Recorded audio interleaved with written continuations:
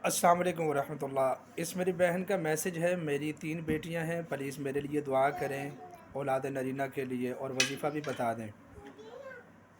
भाई सब हज़रात व ख़वातीन से मैं गुजारिश करता हूँ, जो जो भी मेरी वीडियो देख रहे हैं वो इस बहन के लिए लाजमी दुआ करें। कमेंट में आमीन लिख देना, मैं दुआ करता हूँ।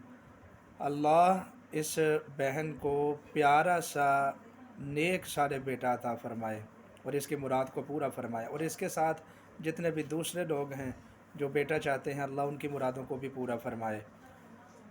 याद रखें कि हम फ़ी सबीलिल्लाह नरीना औलाद के लिए दम भी करते हैं। मैं फ़कीर ख़ुद दम करता हूँ।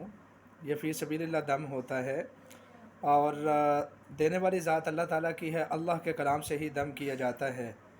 तो अल्हम्दुलिल्लाह तजर्बा है कि अल्लाह अक्सर व बेशतर बेटा ही अता फ़रमाता है।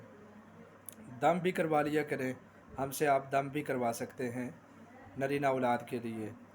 तो याद रखें, औलाद का मालिक अल्लाह है, बेटों का मालिक अल्लाह है। अल्लाह ही जिसे चाहता है बेटे देता है, अल्लाह ही जिसे चाहता है बेटियां देता है। तावीज़ धागे में कुछ भी नहीं पड़ा होता, ये तो हीले और असबाब हैं। अलबत्ता ये दम भी करवा लें, एक नेक कलाम के साथ ये दम किया जाता है, ये भी एक सबब है।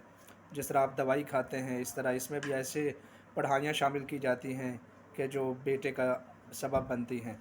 और ये दम तीसरे या फिर 5वें या 7वें महीने में किया जाता है।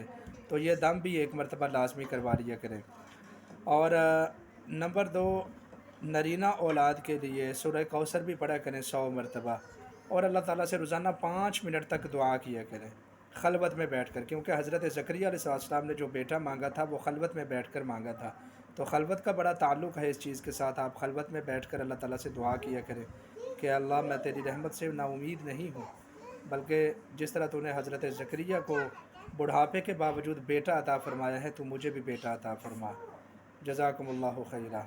कमेंट में दुआ करके आमीन लाज़मी लिख दीजिएगा।